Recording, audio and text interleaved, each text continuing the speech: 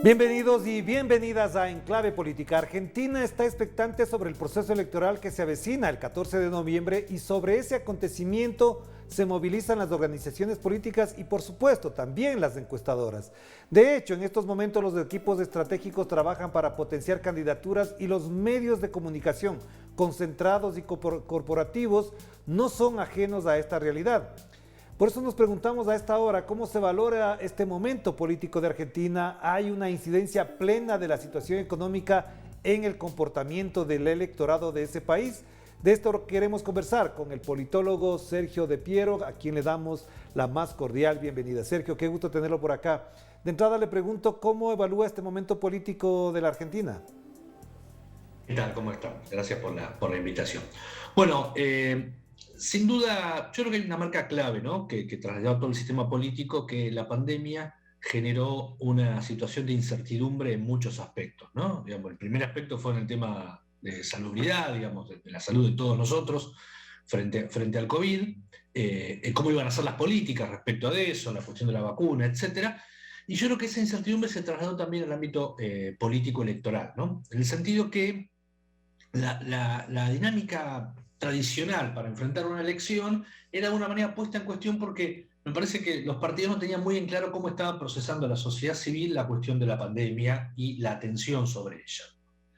En ese sentido, los resultados de las internas abiertas, obligatorias, que se hacen en Argentina antes de cada elección general, llamadas PASO, en el mes de septiembre, arrojaron un resultado no esperado, digamos, en cuanto a que el oficialismo iba a obtener menos votos de los esperados en algunos distritos claves donde en general les suele ir bien, ¿no? No en la capital federal, en la Ciudad Autónoma de Buenos Aires, donde usualmente gana la oposición representada por el macrismo, pero sí en provincias grandes como la provincia de Buenos Aires, Entre Ríos, etc. Entonces, ese cimbronazo fue una noticia, digamos, no esperada en el ámbito político electoral, pero además afectó claramente a la coalición gobernante, que es el Frente de Todos, que reúne centralmente al peronismo, y que le generó una serie de rispideces internas, me parece por lo inesperado del resultado electoral, ¿no? Que igual tiene sus matices, que podemos ir viendo. En este marco también había un elemento que, por supuesto, forma parte de cualquier evento electoral y tiene que ver con la situación económica, porque revisando encuestas, buena parte de los consultados, cuando se los consulta, se los pregunta sobre la situación económica, dicen que no está mejor y que no avisoran un mejoramiento de la economía. ¿Hasta dónde esta situación también puede conllevar, digamos, consecuencias a favor de unos, en contra de otros, en las próximas elecciones? Sí, la situación económica es compleja, como me parece que es en buena parte del mundo a raíz de la pandemia.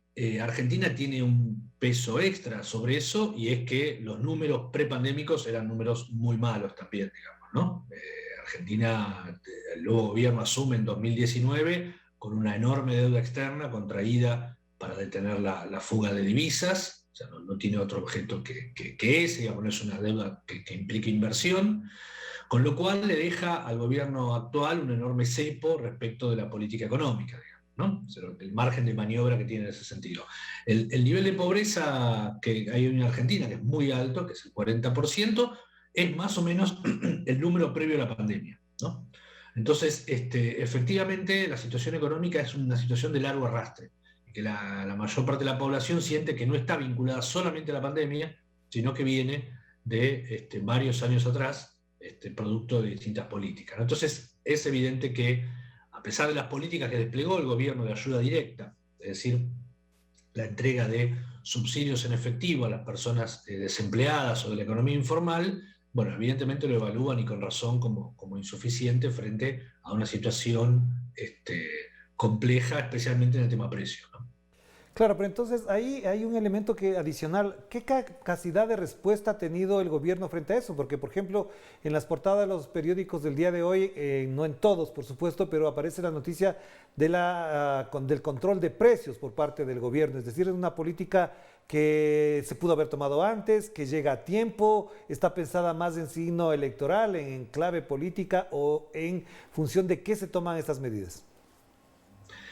El gobierno ya había tomado una política de control de precios durante la pandemia, que funcionó en algunos rubros, diría en el rubro carne, que es un componente muy importante de la alimentación de los argentinos.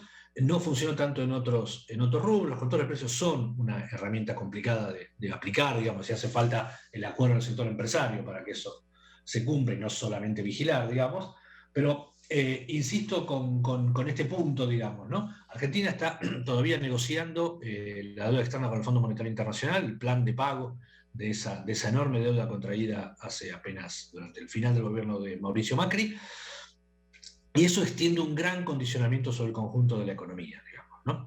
Entonces, hay ahí un problema en cuanto que los botones, digamos, que uno puede apretar en la economía para poder reactivarla, funcionan en parte, porque la economía está teniendo un repunte importante, se espera un crecimiento del 7% del PBI para este año, pero hay una inflación de arrastre que viene de la devaluación de 2018 que todavía no se puede compensar, ¿no? Digamos, si uno mira la línea de lo que fue la devaluación de 2018 respecto al aumento de precios, todavía el aumento de precios está más o menos un 20% por debajo de la devaluación de 2018, ¿sí? Entonces, esas decisiones del gobierno de Mauricio Macri siguen impactando hasta el día de hoy. No es que cambió el gobierno y esas decisiones ya no cuentan. Esas decisiones cuentan y está claro en los números de pobreza que deja el gobierno de Macri, que son 6 puntos por arriba de lo que recibe. Entonces, es una situación que en el largo plazo se puede ir encarando, pero que en el corto plazo es difícil de solucionar. Claro, pero de todas maneras, como algunos analistas y politólogos también lo mencionan, la expresión más alta de la política es la economía y efectivamente en función de aquello también se mueven las acciones del gobierno. ¿Usted cree que efectivamente alrededor de esto también habrá nuevas medidas, nuevas acciones que permitan de alguna manera paliar esa incertidumbre, esa necesidad de respuestas concretas, inmediatas, certeras a la población? El gobierno ha anunciado, y lo está confirmando en estos días, un programa para reconvertir programas de ayuda social, que es dinero directo a personas que están desempleadas, en empleos vinculados a distintos rubros, por ejemplo, la obra pública. Esos programas no son tan automáticos de llevar adelante, como todos sabemos, implica sus inconvenientes, pero el gobierno intenta ahí entrar a una nueva fase en la cual pueda generar más empleo, ¿no?, de la mano de estas políticas que han implementado. Es importante ver esto, digamos. El empleo, por ejemplo, en estos 2 años, el empleo industrial no ha parado de crecer, ¿no? Es decir, ha habido un gran crecimiento del empleo industrial. Ahora, ese empleo industrial impacta sobre una franja de la población, no sobre otra franja, por ejemplo, que se mueve en el mundo informal.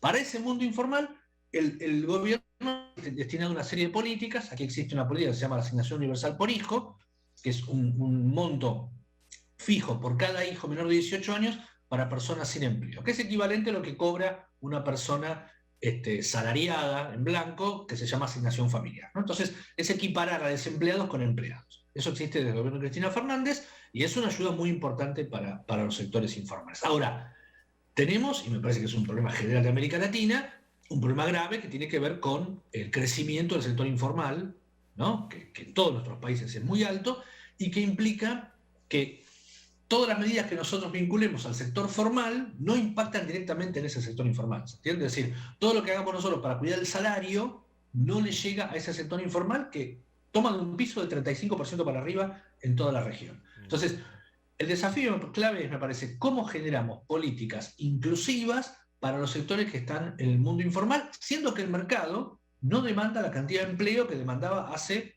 40 años, ¿no? Porque a veces se dice, bueno, llenan de planes la política. Bueno, ¿cuánto empleo demanda el mercado hoy?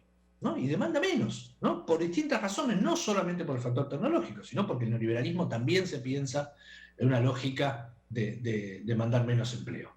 Entonces, me parece que la necesidad de pensar políticas que atiendan a los sectores informales, que cómo podemos pensar un subsistema que haga del sector informal garantía de ciertos derechos laborales y que esos empleos generen inclusión social, es un poco el nudo gordiano a que se enfrenta la política económica de América Latina y Argentina muy claramente en ese sentido.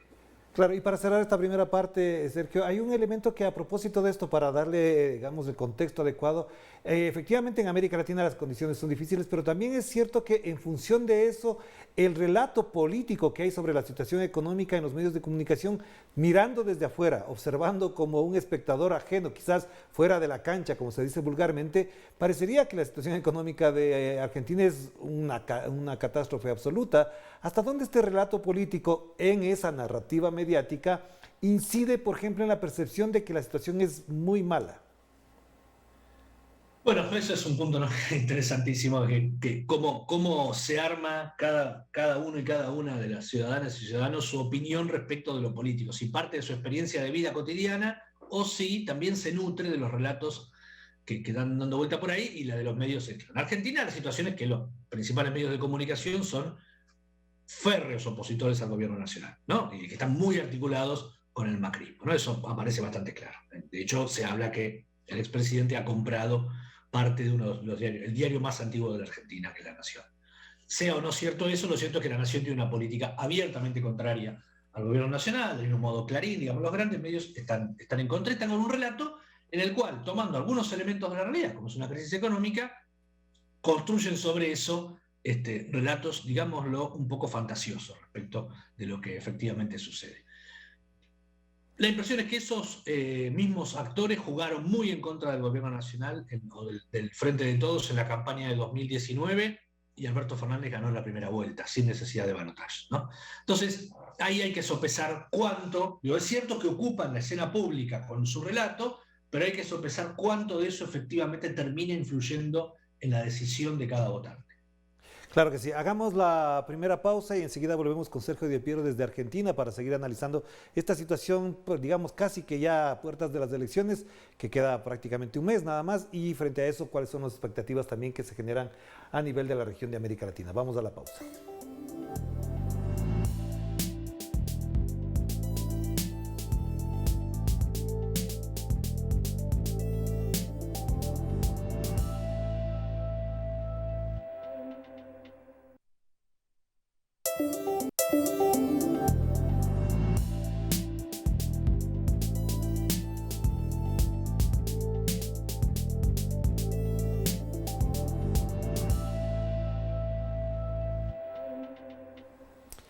Estamos de vuelta aquí en Enclave Política a través de Telesur, la señal informativa de América Latina y el Caribe. Nos conectamos con Argentina. Ya se encuentra Sergio Di Piero, quien es politólogo, y le preguntamos algo que me quedaba pendiente en la primera parte.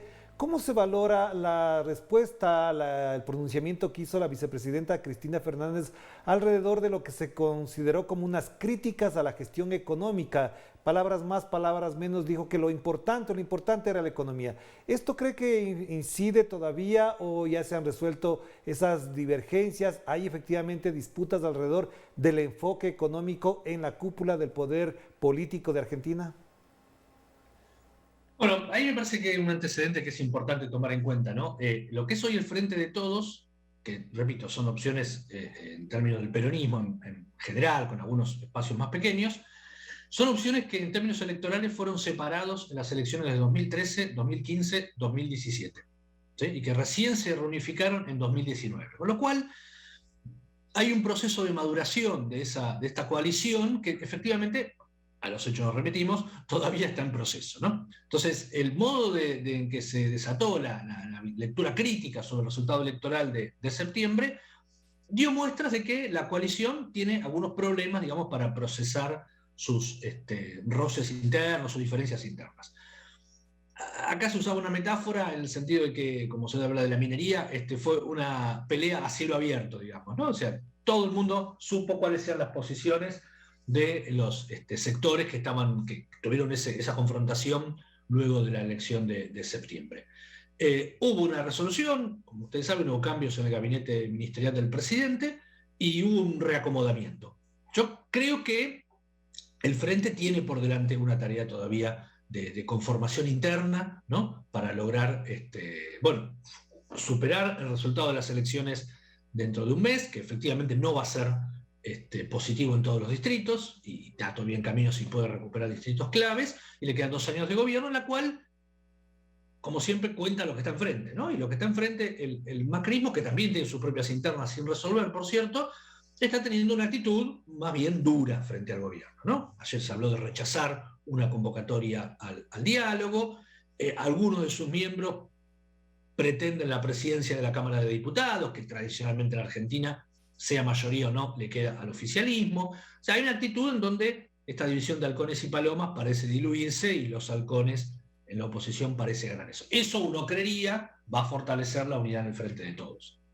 Algunos analistas e incluso asesores de Macri han señalado que ha sido un error de parte del gobierno victimizar a Mauricio Macri porque en la sensibilidad social la víctima adquiere un estatus distinto del que está en el poder. ¿Usted cree que efectivamente se ha construido la imagen de Mauricio Macri como víctima, como un perseguido? Tan es así que incluso él rechaza la posibilidad de ser llamado a una comparecencia judicial a propósito de ese submarino hundido en el gobierno mismo de Macri y sobre el cual pesan sospechas y algunos indicios reales de que se persiguió, se escuchó, se interceptó llamadas de los familiares de los 4 militares que murieron en ese submarino? Mire, Orlando, la imagen del expresidente no se ha recompuesto desde 2018 para acá, ¿no? O ayer miraba un estudio de los muchos que hay, digamos, puede haber unas diferencias, pero incluso la imagen de Macri está por debajo de la imagen de Cristina Fernández, en términos de positividad, ¿no? Con lo cual, lo que le sucede al ingeniero Macri me parece que puede afectar a su sector más cercano, pero al resto de la población es un dato absolutamente irrelevante, digamos. No me parece que Macri pueda constituirse en una imagen de una víctima perseguida, ¿no? Me parece muy complejo construir esa idea, un hombre que además tiene mucho poder por fuera de la política, con lo cual eso hace difícil la idea de un perseguido. Recordemos, Macri enfrenta su causa número 214, ¿no? Ha tenido una gran cantidad de causas, de las cuales muchísimas son por espionaje, ¿no? Incluso a propios miembros de su partido. O sea que parecería, si bien nunca ha sido condenado por esto, una práctica recurrente. Ahí la disputa está en torno de la interna que está viviendo el espacio opositor, Juntos por el Cambio, para la candidatura presidencial de 2023, en donde el jefe de gobierno de la Ciudad Autónoma de Buenos Aires aparece con mayores chances. Pero digo, eso no está resuelto todavía. Ya, le mencionaba esto porque efectivamente en un artículo publicado el domingo en Perfil que lo firma Jaime Durán Barba, vinculado a los Pandora Papers, señalaba esas consideraciones a partir de algunos enfoques y análisis. Pero también el otro elemento que no está en ese artículo, pero que deja entrever es que efectivamente en la cúpula, digamos, del movimiento de Macri en particular, sí hay disputas porque el liderazgo está también en disputa, es decir, quién reemplaza a Mauricio Macri. Y en esa disputa parecería que también hay no solamente fisuras, sino que también contradicciones que no se han resuelto. ¿Usted cree que efectivamente, le pregunto Sergio, que efectivamente en ese bloque político no está consolidada la tendencia que habría querido dejar señalada, enrumbada el propio Mauricio Macri? No, tal cual. Yo creo que los resultados electorales, que en un sentido fueron favorables a Juntos por el Cambio, tapó de algún modo la interna que no está resuelta. Le pongo un ejemplo. La provincia de Buenos Aires, que es la provincia más grande de la Argentina, el candidato a diputado lo puso directamente Rodríguez Larreta, el jefe de gobierno de la ciudad de Buenos Aires. Son 2 lugares distintos con nombre igual. O sea, la capital. Ese candidato ganó, sacó más votos que la opción del Frente de Todos. Sin embargo, no sacó más votos que hace 2 años. Porque los votos que perdió el Frente de Todos en muchas partes fue de gente que no fue a votar. O sea, en esta elección, respecto de la anterior, cayó 12 puntos la asistencia a votar. Esa gente que no fue a votar había votado por el Frente de Todos hace 2 años. ¿Qué hará el 12 de noviembre, el 14? No lo sabemos. Pero digo, no es que se fue al macrismo. Con lo cual el macrismo tiene todavía, si bien Larreta puede decir gané, y aquí mismo en la capital federal le fue bien, pero no es que obtuvo mucho más votos que hace 2 años, apenas unos poquitos, no está consolidado ese liderazgo, ¿no? Y queda a las claras que la participación de Mauricio Macri en la campaña, vino directamente desde Suiza para participar de la campaña, es que no va a entregar automáticamente el espacio de liderazgo a Rodríguez Larreta, ¿no? Lo mismo puede decirse de la ex ministra de Seguridad, Patricia Bullrich. Hay ahí una disputa, me parece, importante que todavía no está resuelta. Ya, y si es así, y si en función de eso está planteado el tema, ¿cómo valora entonces que en las encuestas algunos quieren colocar, digamos, que hay casi que un empate técnico? Es lo que he podido ver, no sé si me equivoco, habrá a lo mejor otros datos por ahí, pero se podría plantear, se podría prever que en estos momentos, incluso superando el 12% de no asistencia, se podría pensar en un empate técnico. ¿Es posible eso? Me queda la duda, pero eso lo planteo. El voto en Argentina en estas instancias está muy regionalizado, ¿no? Y me parece que hay que analizar provincia por provincia. Y ahí cambian bastante los números. Es decir, es seguro que el oficialismo nacional no va a ganar en la provincia de Córdoba, ¿no? La segunda provincia más habitada de la Argentina. Es seguro, diría que no va a ganar en Entre Ríos, donde digo lugares donde ya te había ganado. Provincia de Buenos Aires es un poco una incógnita, ¿no? Es un poco una incógnita. ¿Qué tendría que pasar? Que la gente que no fue a votar vaya a votar y mayoritariamente lo haga por el peronismo, que aparentemente lo hizo hace 2 años, ¿no? Ahora, es una ingeniería que requiere, digamos, y que tiene que ver, estas cosas que usted mencionaba antes, el humor social, por decirlo de alguna manera, vinculado a la situación económica, ¿no? ¿Cómo evalúa esas personas y las respuestas que el gobierno dio en general y las que dio de septiembre para acá van en las expectativas que la gente tenía? Ya, y para finalizar, una pregunta que, digamos, no está muy directamente relacionada con lo que estamos hablando, pero sí está acotada a la realidad, y es que en las revelaciones de los papeles de Pandora, Argentina es uno de los países con más ciudadanos que tienen plata por fuera del país. No me equivoco si es que digo que son más de 2000 ciudadanos argentinos que tienen colocada su dinero fuera del país. ¿Cómo se entiende esto? Porque digamos que en sociedades bastante estratificadas, con un nivel de exclusión enorme como la ecuatoriana, como la chilena, por ejemplo, se entiende que un Sebastián Piñera, un Guillermo Lasso, con mucho poder económico lo hagan, no se justifica, pero lo hacen. Pero en Argentina que haya más de 2000 personas, ciudadanos con mucho dinero fuera, ¿cómo se entiende esto? Le pido su opinión porque efectivamente me parece que es importante también considerar este elemento. Sí, es un elemento clave para entender la conformación de la estructura económica argentina en los últimos 40 años, ¿no? O sea, hay una Argentina que cambió con la dictadura militar del 76-83, que pasó de un modelo con algunas pretensiones industrialistas a un modelo claramente de financiarización, ¿no? El sector financiero pasó a ocupar el centro de la escena. De ahí en más, Argentina, y, aunque esto existía antes, pero no con esa intensidad, se convirtió en un país donde la clase dominante, bueno, elige la fuga de dinero para sus ahorros, ¿no? Digamos, y no la reinversión.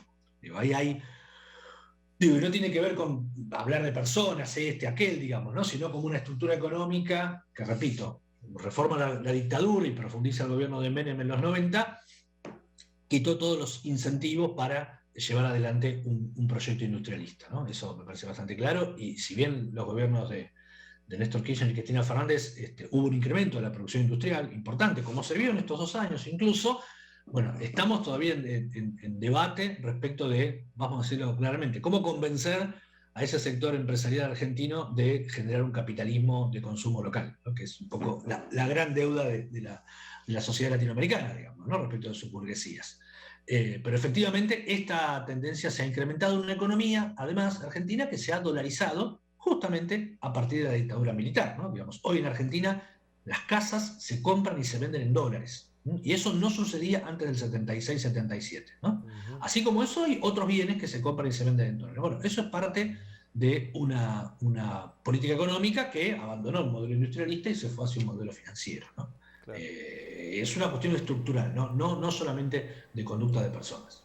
Para cerrar solamente esta pregunta me queda latente a propósito de lo que acaba de mencionar. En pocas palabras, ¿cómo caracterizar entonces a esa élite empresarial y política argentina que cuando no está en el poder se vuelve nacionalista, se vuelve patriota, pide que se respeten los derechos humanos, se respeten los derechos de los trabajadores, los derechos de los empresarios, pero cuando se trata de su bolsillo no se queda en Argentina, no pagan impuestos en Argentina, no reinvierten en Argentina y al mismo tiempo lucen como si fuesen los más patriotas de todas las épocas?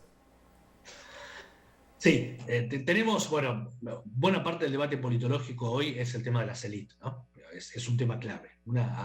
Tiene autores que hablan, ¿no?, de la traición de las élites. Las élites, y yo diría, están en algún sentido jugando con fuego respecto de la democracia, ¿no? Digamos, hay ahí un compromiso que existía en los 80, no parece ser igual en el día de hoy, ¿no? No solo al modelo económico, sino al respeto de la democracia.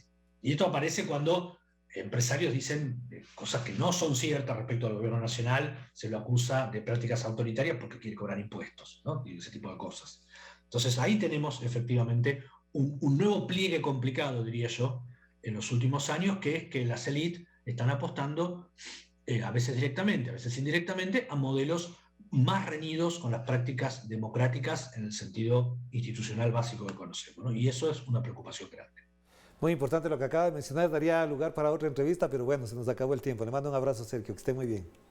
A ustedes, muchas gracias por la entrevista. Gracias, muy amable. Lo que acaba de mencionar Sergio es muy importante, cómo se caracterizan, cómo se puede configurar la élite económica y política de América Latina, en particular de Argentina, y los casos que hemos mencionado, por ejemplo, ahora a propósito de los Pandora Papers.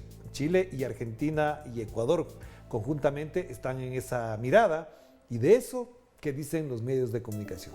Bueno, estamos pendientes, nos despedimos, cuídense mucho, que la pasen bien. Chao, chao.